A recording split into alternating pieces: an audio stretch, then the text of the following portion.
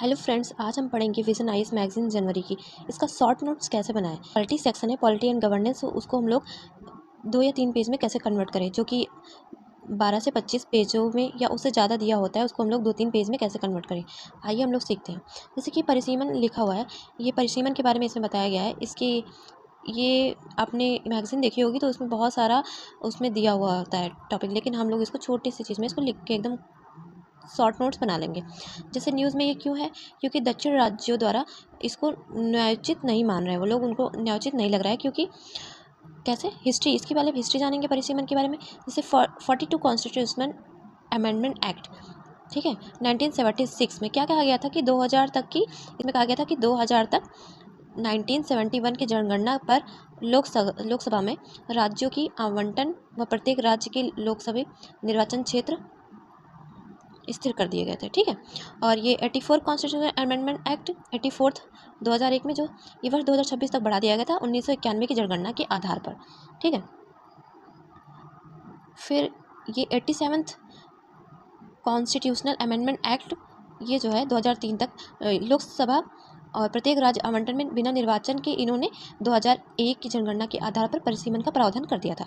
और इसका प्रोसेस क्या होता है, इसकी प्रक्रिया क्या होती है। प्रत्येक राज्य में लोकसभा एवं राज्य विधानसभा के लिए सीटों की संख्या उनके अपेक्षित निर्वाचन क्षेत्रों की सीमाओं में निर्धारित करते हैं। मतलब कि ये जो परिसीमन है ये जनसंख्या के आधार पर सीमा निर्धारित करता है। ठीक है, और परिसीमन का उत्तरदायित्व जो होता है उच्च शक्ति के हाथ में होता है, जैसे कि परिसीमन आयोग, इसको सीमा आयोग भी कहते हैं। ठीक है, भारत में अब तक 4 बार परिसीमन आयोग का गठन हो चुका है। एक 1952, 1963, 1973, 2002। तो फर्स्ट जो है 1952 में इसका बेस जो रखा था 1951 की जनगणना रखा गया था। और इसको क्यों मतलब गठित किया गया था, इसका रीज़न पहले आम चुनाव के बाद लोकसभा में विधानसभा सीटों की सीमा तय की गई थी।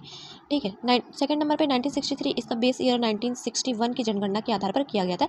और इसका रीज़न क्या था, जनगणना में बदलाव के अनुसार निर्वाचन क्षेत्रों का पुनर्विहरण मतलब पुनर्निर्माण। ठीक है, ये 1973 जो है इसका बेस 1971 था। और बढ़ती जनसंख्या के अनुसार निर्वाचन क्षेत्रों का पुनर्गठन 2002, इसका बेस था 2001। और इसका रीज़न क्या था, निर्वाचन क्षेत्रों की सीमाओं का पुनर्निर्माण। ठीक है, परिसीमन आयोग का गठन ये किस आर्टिकल के दौरान है, तो आर्टिकल 82, आर्टिकल 170। आर्टिकल 82 में लोकसभा निर्वाचन क्षेत्रों का इसमें आवंटन किया जाता है, और आर्टिकल 170 में राज्य विधानसभा क्षेत्रों का। इसके बारे में थोड़ा सा देख लीजिए। इसमें लिखा हुआ है कि इसकी जनगणना के बाद संसद कानून बनाकर लोकसभा और विधानसभा निर्वाचन क्षेत्रों का इसकी पहले परिसीमा निर्धारित करते हैं, उसके बाद इसको गठित किया जाता है। ठीक है, पहले एक्ट बना तब इसका प्रावधान किया जाता है गठन का। तो आर्टिकल 330 और आर्टिकल 332 ये क्या कहता है, इसको हम लोग जानेंगे।